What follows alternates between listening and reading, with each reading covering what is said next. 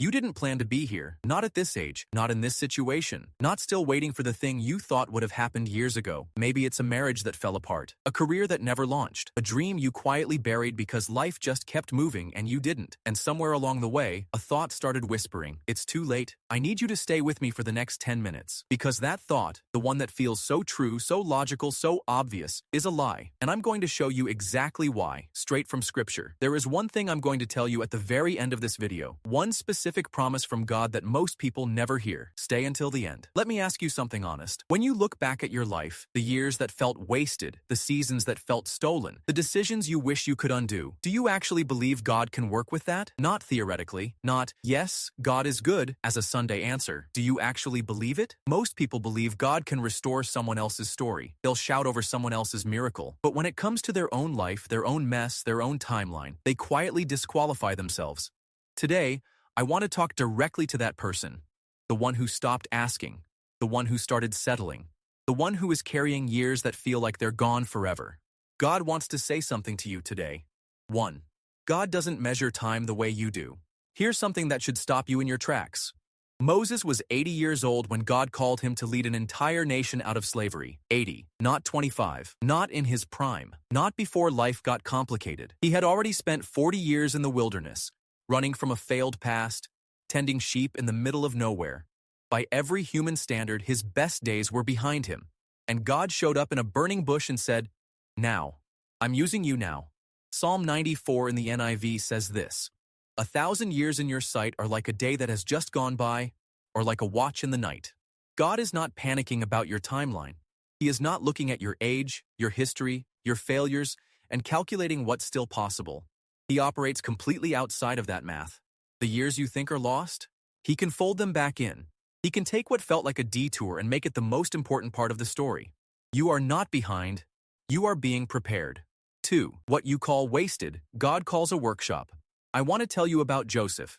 You probably know the story. Betrayed by his own brothers, thrown into a pit, sold into slavery, falsely accused, thrown into prison. 13 years. 13 years of his life that looked like one loss after another. And then, one day, he stood before Pharaoh and interpreted a dream that saved an entire civilization. Everything he had been through, every painful, humiliating, confusing season, it was building the exact man Egypt needed. Genesis 50:20 in the NIV. You intended to harm me, but God intended it for good to accomplish what is now being done, the saving of many lives. Stop for a second. What has the enemy tried to use to destroy you? What season have you been ashamed of? What chapter have you wanted to tear out of your story? God didn't waste it. He was working in it. He was building something in you that no comfortable season could have produced. The wound became the wisdom.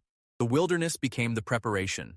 3. God has a specific promise about your lost years, and most people have never heard it.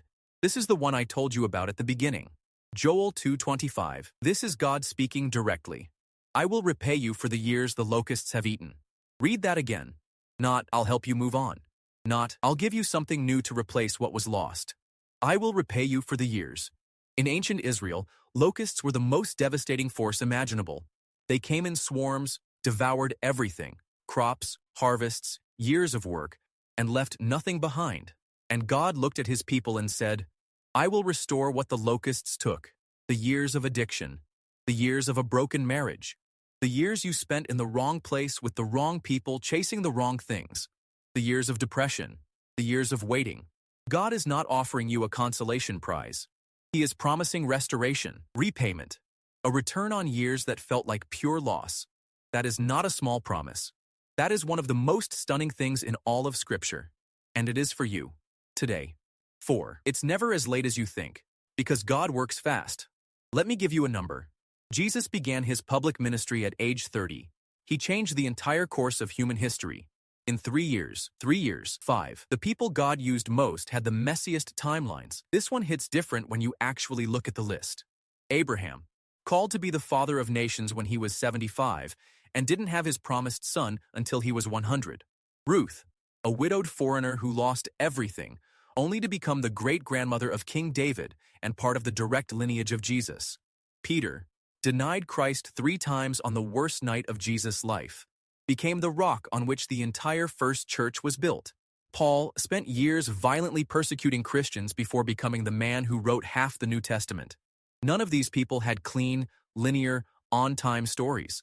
Every single one of them had years that looked like disqualification, and God used every single one of them to do something that is still changing lives thousands of years later.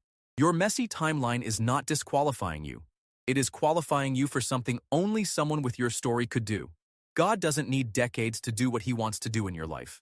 He doesn't need you to have started earlier, done more, wasted less time. He needs your yes. Right now. Isaiah 43:19 in the NIV. See, I am doing a new thing. Now it springs up. Do you not perceive it? I am making a way in the wilderness and streams in the wasteland. Now it springs up. Not eventually. Not when you've fixed everything. Not when you've made up for lost time. Now. The new thing God is doing in your life is not waiting for you to become worthy of it. It's already moving. The question is whether you're going to perceive it, or whether you're going to stay staring at the years behind you instead of the door He's opening right in front of you. Now. The promise I told you about at the beginning. Joel 2:25. One more time. I will repay you for the years the locusts have eaten. Here is what I want you to do right now. Not tomorrow. Right now. I want you to think of the one season that felt most stolen, the year, or the years, that you grieve most. And I want you to say this out loud, wherever you are. God, I give you those years. I trust you with what I can't get back, and I receive your promise of restoration. That's it. That's the prayer. Because here's the truth. You cannot go back. But God can redeem forward. He can take everything that was broken and build something from it that would have been impossible if your life had gone the way you originally planned. Your detour is not the end of your story. It is the setup. If this message landed in your heart today, I want you to do one thing. Write the word restore in the comments right now. Not because it's a ritual, but because it's a declaration. You are saying, I believe God is not done with my story. And if you know someone who needs to hear this today, someone who is quietly carrying the weight of years they think are gone, share this video with them right now. You might be the reason they don't give up. Subscribe if you want more. I'm here every week with truth that goes deeper than a motivational quote. God is not finished with you. He never was.